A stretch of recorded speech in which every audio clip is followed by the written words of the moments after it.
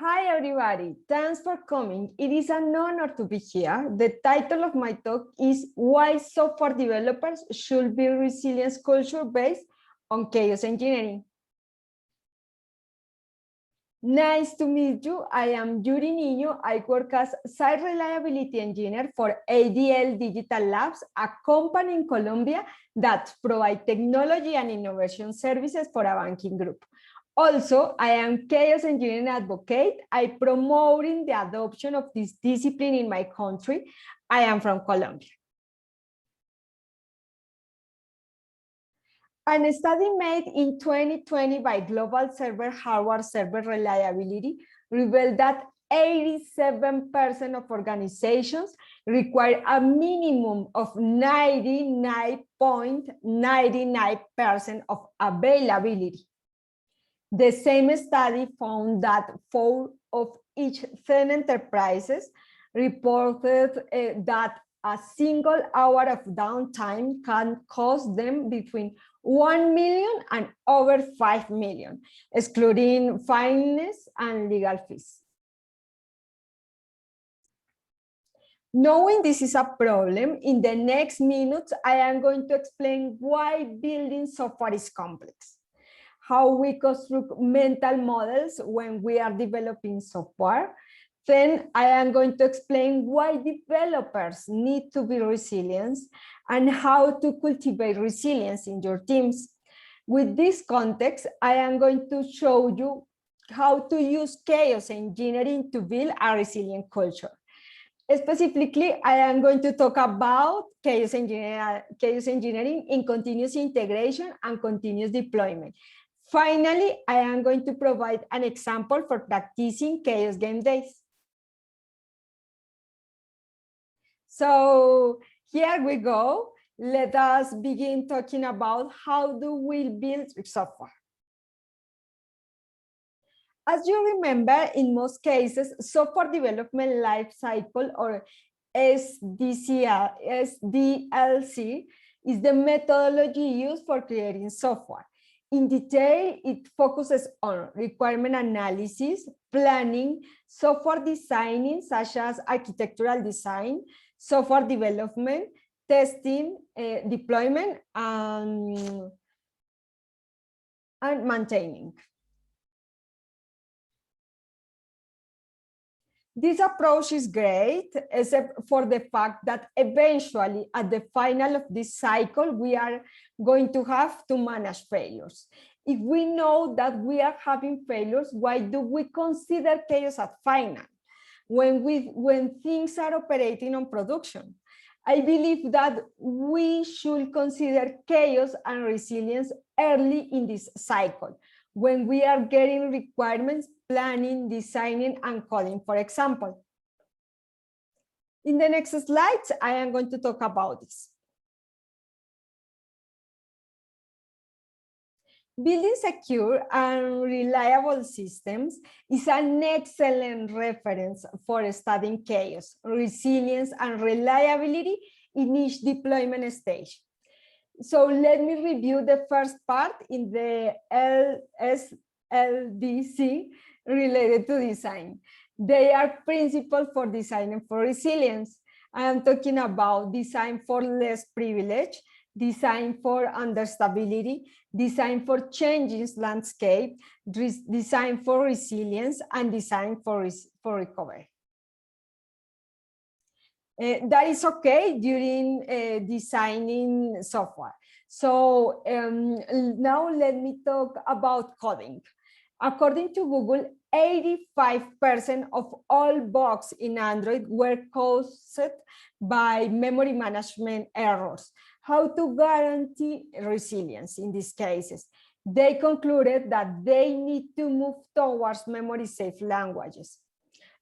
For example, I am talking about Java or Go. Rather than a language with more memory allocation difficulties, you can avoid failures. I am talking about coding to fail.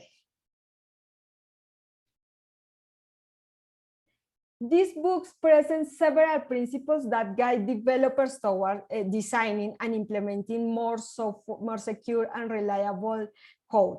Let me talk now about coding. I am talking about these coding principles: programming language choice, complexity versus understandability, securing third-party software, testing code, and data validation. Because systems will inevitably experience reliability failures or security incidents, we need to be prepared with them in production. So let me talk now about operations principles. Organizations that are prepared to cope with uncomfortable situations have a better chance of dealing with this with a critical incident. So consider these principles: define a disaster, prepare a disaster planning, identify teams and roles, establish severity models, develop response plans, and creating detailed playbooks.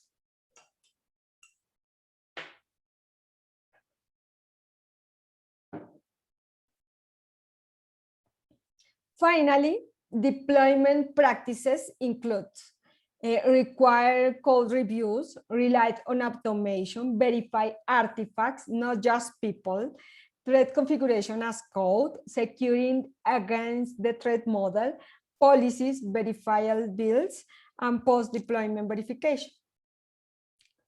As we saw, building software is complex. We have to consider a lot of practices, principles, variables, and despite we do the best efforts, I have a sad news. At any moment, our code won't always behave as we expect. So let me review why, but let me move my face in another place. Yeah, okay.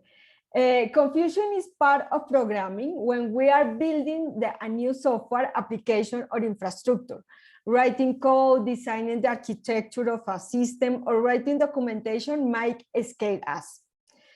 When we have an issue on production, eventually we might not understand what the code does or why it was written the way it is. Here, I would like to share some useful information taken from this great book. It is an excellent book. If you want to understand what happened in your brain when you are programming, it is the proper book. So confusion are related to different types of cognitive processes. A lack of knowledge is related to an issue in our long-term memory. A lack of information is associated to an issue in our short memory. And a lack of processing power is caused by an issue in working memory. The first cognitive process that is used while programming is long-term memory. This can store your memories for a very long time. Most people can recall events that happened years or even decades ago. The second cognitive process involved in programming is short-term memory. And your short-term memory is used to briefly hold incoming information. For example, when someone reads a phone number to you over the phone. And finally, the third cognitive process that plays a role in programming is with the working memory. That is an important part of our memory. This is where new thoughts, ideas, and solutions are formed. If you think, for example, of the long-term memory as a hard drive, and the short-term memory as RAM, the working memory is best compared to the processor of the brain. So the confusion comes here.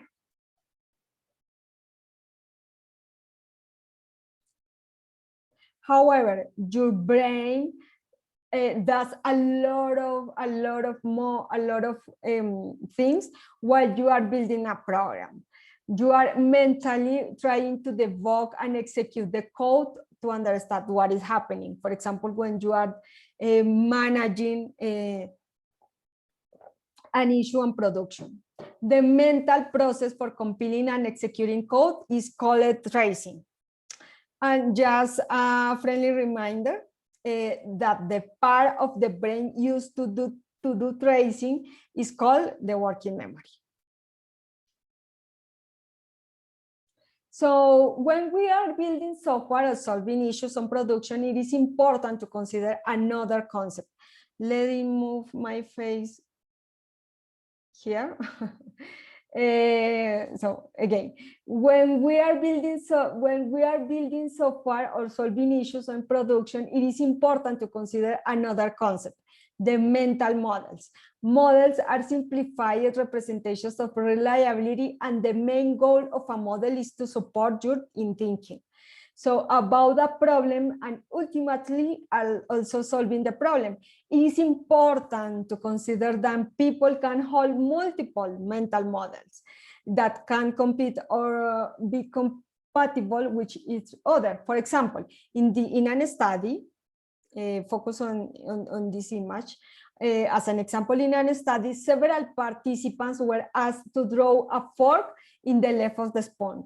As you can see, these two models match with the provided descriptions.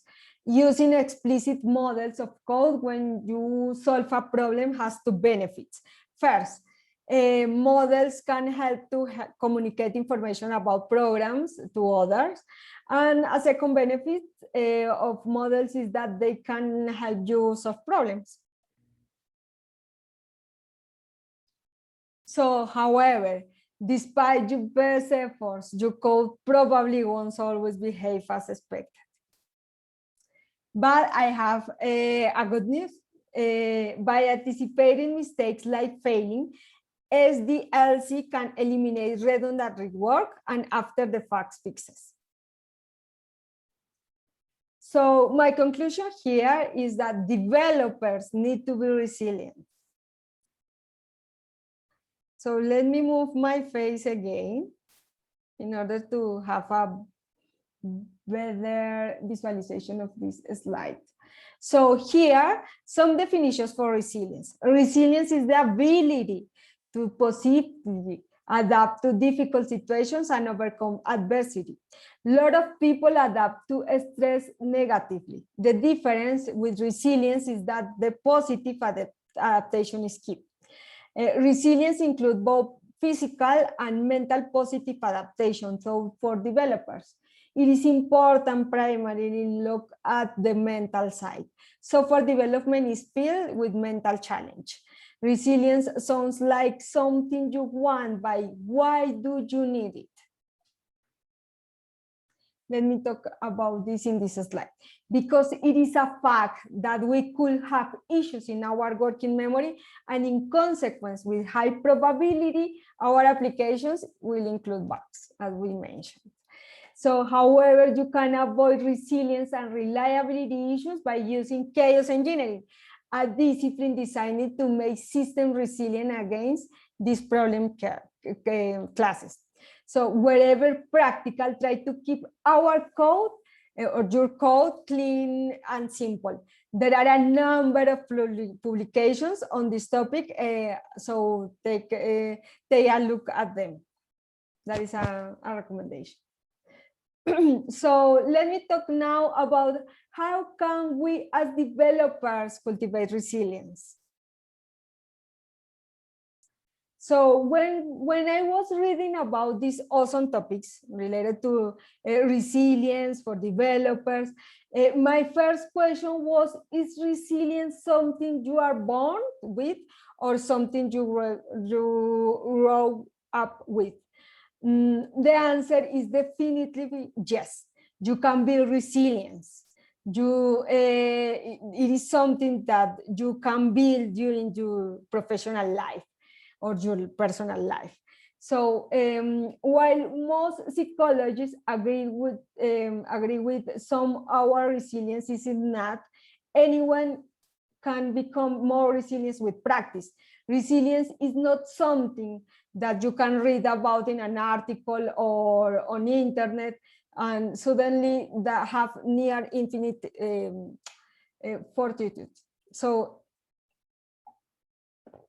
it is cultivated through dedicated effort. It takes time to build your resilience. Some recommendations from the experts include that they are the recommendations. Seek discomfort. That is in the center of the page, in the middle of this slide. My apologies. Seek discomfort. One of the easiest ways to start practicing resilience is by exposing yourself with or to uncomfortable situations. A second recommendation is related to cultivating social connections. Another way to cultivate resilience is to build social connections. We humans are social entities, so this is useful for providing us with support in difficult situations. So unseek purpose and find your why. Nietzsche, an author and a famous psychologist, once said that if you know your why, you can live anyhow. Connecting your actions with your core purpose can help you survive adversity. Having a core purpose allows you to focus on that instead of whatever pain you're feeling at the time. So they are their recommendations for building resilience in persons. So it is a fact that code will include bugs. However, you can avoid common security vulnerabilities and reliability issues using hardened frameworks and libraries designed to be resilient against these problems classes. And it is okay, but how to cultivate resilience for a practical side, learning from other fields, because we were talking about building resilience from the soft skills from the soft side. So let me move now to how to construct or how to build resilience in a technical way.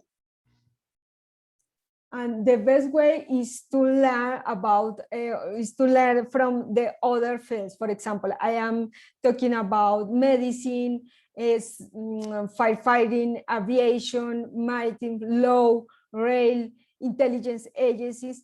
These fields have a lot of information and a lot of studies related to build resilience in the people dedicated to these fields. So those practices are okay. And in this part, I would like to share some practices taken from other fields like aviation. So this is a list of competence that a pilot should develop when he or she is facing an emergency. Pilot should be able to construct and maintain an adequate mental representation of the situation.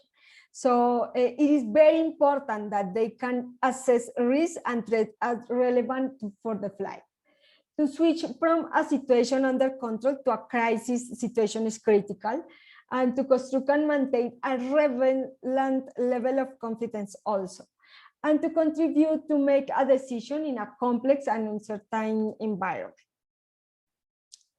So they are more important competencies to develop resilience in pilots. Pilots should be able to make an intelligent usage of procedures. They should be able to use available technical and human resources and to reconfigure them. And also they should be in capacity to manage time and time pressure. And it is very important to be able to properly transfer knowledge and know-how from a specific context to a different one.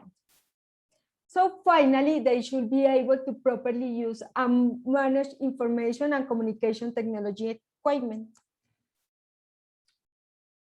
So it looks like we were reviewing what we learned about another fields in order to build resilience. So now let me talk about a strategy to build resilience in the software developers using chaos engineering. Let me start with a definition of chaos engineering. Chaos engineering is the discipline of experimenting failures in production in order to reveal their weakness and to build confidence in their resilience capability. This definition was taken from the SIDE principle of chaos, that is it is the manifest for chaos engineers. So I like to see chaos engineering as a proactive mechanism for detecting availability black swans before they happen. So chaos engineering is practiced following these four principles: hypothesis about steady state, by real world events, run experiments, and automate experiments. Let me talk about this in detail. For the first one, hypothesis about steady state, particularly this principle could be difficult because probably you need to mature software and to be sure that your system is free from many bugs on production. So, but that is the first principle and it is important to consider. So the second principle is about very real world events. For example, change the values in a configuration file or introduce a high consume of CPU resource in a virtual machine. And in a third step, we should run experiments, verify hypotheses when server crash, network connections that a server, or anything that you change in the previous principle. And finally, it is about automation. That is a very important concept. For example, we are talking about the DevOps principles. If you want to repeat this methodology many times, you should consider try to automate the experiments. Using pipelines, scripts, or sophisticated tools like that we are going to review later. So here a short story about chaos engineering. So I am providing a timeline with the main milestones in the story of chaos engineering. So chaos engineering first became relevant when Netflix engineering team creating Chaos Monkey in 2008. Chaos Monkey was created in response to Netflix. Let me move my face here. So yeah. Chaos Monkey was created in response to Netflix move from physical infrastructure to cloud infrastructure provided by Amazon Web Services. In 2014, while Control Andrews was on Netflix, his team announced failure injection testing, or FIT, a complete platform for practicing chaos engineering. In 2016, Colton left Netflix and for Gremlin, the most important company specialized in chaos engineering. That is a great company. So since 2018, it has a massification of this discipline around the world. Now we are more than 5,000 persons in a community in Slack, for example. In the final of this presentation, I am going to share some resources if you want to start with discipline. So I am going to talk about the Slack channel, Slack group. Now the last milestone was the publication of a book in April of the last year. This book was written by Cassie Rosenthal and Nora Jones. So let me talk now about the tools in order to practice chaos engineering. So chaos engineering can be automating with these tools. As I mentioned in a previous slide, the first tool was implemented by Netflix. I am talking about Chaos Monkey.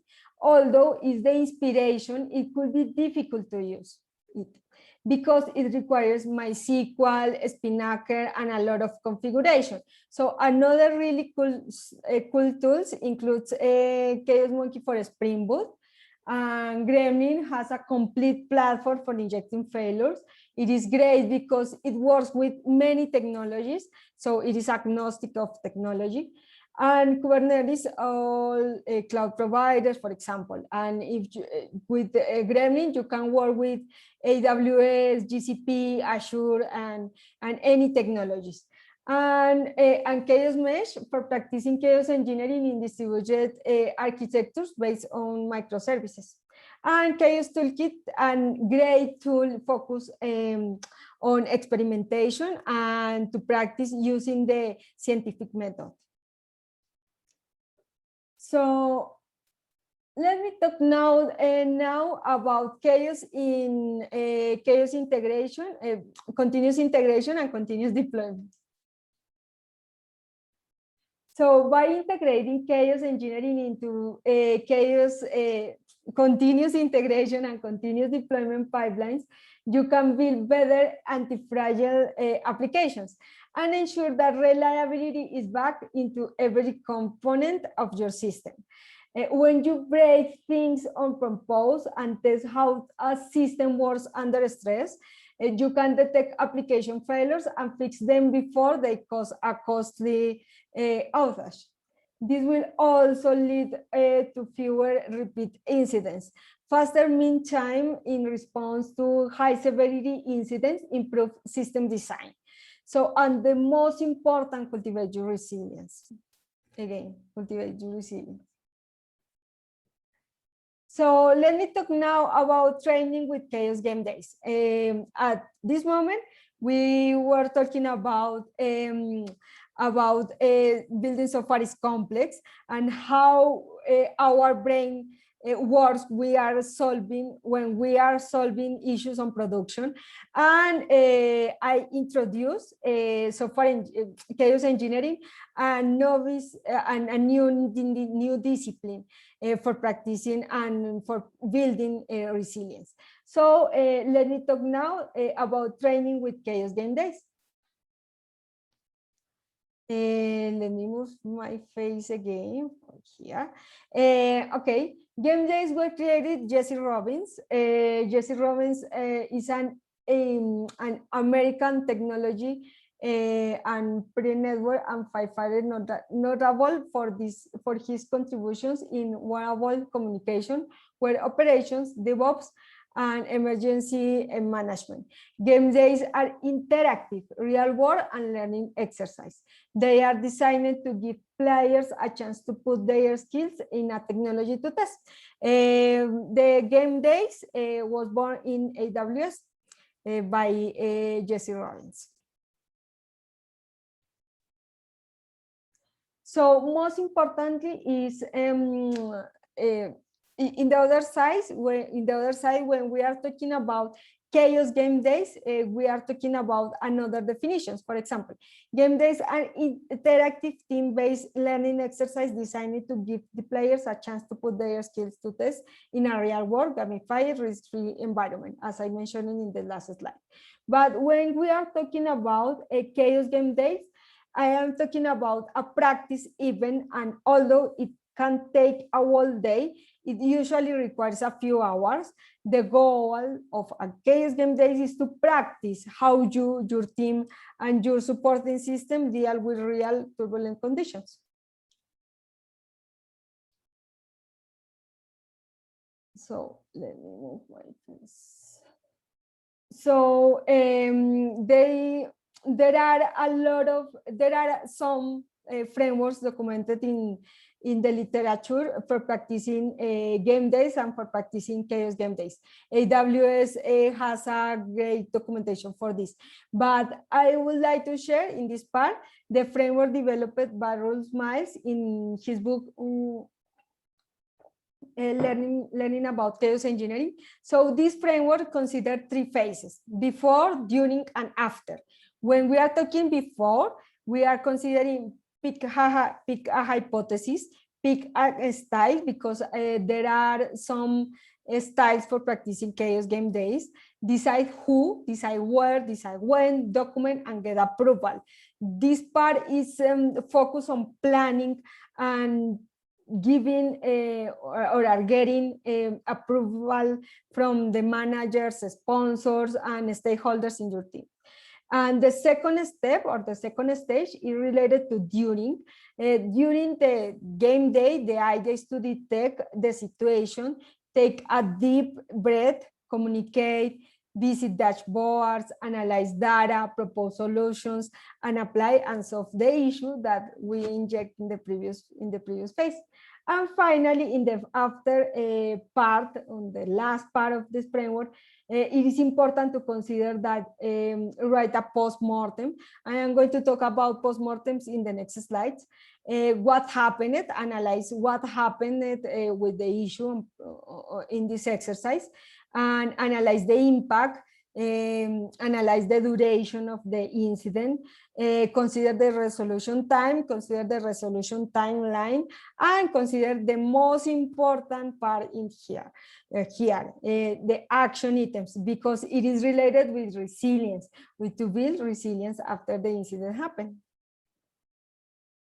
So chaos game days, when we are talking about chaos game days, we have to consider several roles. So there are some roles documented in the literature. There are several ways to run a chaos game day, but we have chosen this one, in which we have 3 roles. A master of disaster who decides often in secret what sort of failure the system should undergo. He or she will generally start with something simple like loss of capacity or loss of connectivity, with the team gathered in one room, physical or virtual. For these days with the pandemic, the idea is to practice in a virtual way. The master of disaster declares a start of the incidents and then causes the planned failure. One member of the team acts as first on call and attempts to see, triage, and mitigate whatever failure that the master of disaster has caused. When that has been done or the time allocated for response has ended, the master of disaster will reverse the failure and the team will proceed to do a post-mortem of the incident.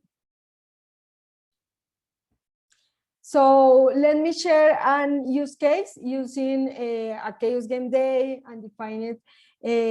What is an example for practicing chaos game day using AWS and infrastructure or an architecture deployed in Fargate, a service of AWS. When we have our images in AWS ECR, it is the moment to create a cluster in Fargate. Follow the steps provided by Amazon. It is really easy to configure a distributed system built with microservices in Fargate. So choosing the images and deploy each service as I am illustrating in this image. In this case, with this, we deployed 5 images with microservices for anything. So the idea is to run these microservices in a cluster using task definitions. So if it's okay, you should get a success when you consume the services using a Postman console, for example. The collection for Postman are available on internet. So our experiment is related to use Chaos Monkey for Spring Boot for injecting latency in the communication between order service and customer service or product service. They are microservices in this architecture. So we are going to inject the failure using this endpoint available in the services in an endpoint provided by Chaos Monkey for Spring Boot. That is a tool I mentioned when I'm describing the tools. So once we launched the attack, all microservices in the cluster was stopped, as you see in this illustration. You see a lot of out of memory errors when we attack the architecture or the infrastructure deploying in the AWS using Chaos Monkey for Spring Boot. So the mission of engineering team was to analyze, or is to analyze logs and discover why and microservices and a microservice is no resilience, because if you see the failure in a microservices produce a failure in all systems. So they could use more sophisticated tools such as Datadog in order to provide observability. In this case, we are using Datadog, but you can use New Relic or Grafana to get more information about the issue. That is a great way to provide more tools for the development team. So I really recommend to use observability tools because they provide a way to gather actionable data that allows not only the when an error or issue, but more importantly, the why. So to close the chaos game day, it is an illustration of an example of postmortem you could build once the incident happened and you recover the system. It is very important that you information such as that you include information such as contributing factors. Let me move here.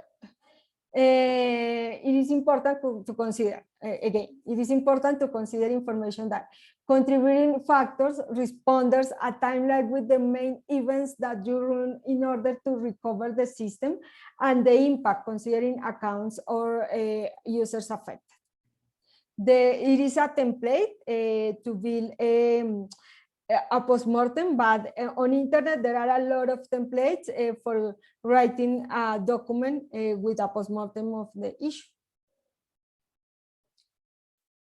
So finally, in this case, we are trying to test the resilience in our architecture related to a distributed system built with microservices.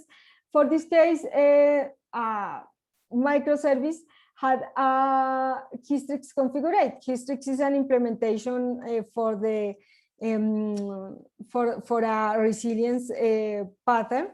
Is related to circuit breaker pattern. So in this case, the development team discovered that the configuration has an issue. So that is the reason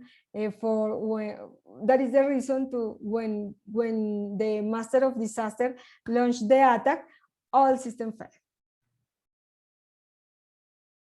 So finally, I would like to share with you my user in Twitter, in LinkedIn, in Medium. You can find me as Yurinino. If you want to learn more about chaos engineering, or if you have a great idea for a project related to this discipline, it is great if you want to contact me. So there are some resources in order to start with chaos engineering. The first one is the Slack channel. That is a Slack group, sorry. That is a great way to start if you want to move quickly with this practice. It is a great way to start with chaos engineering. So the second reference is an awesome related to chaos engineering available in GitHub. And finally, the chaos engineering channel in the InfoQ reference. So finally, I would like to share this phrase. So resilience is the intrinsic ability of a system to adjust its functioning prior to, during, and following changes and disturbances, so that it can sustain required operations under both expected and unexpected conditions. So it is really, really important to build confidence and resilience in your development teams. So thank you very much. Thank you for attending. Again, my user data is Yurinino. My contact data is Yurinino, and you can find me in Twitter, Medium, and LinkedIn. Thank you very much. Have a great day.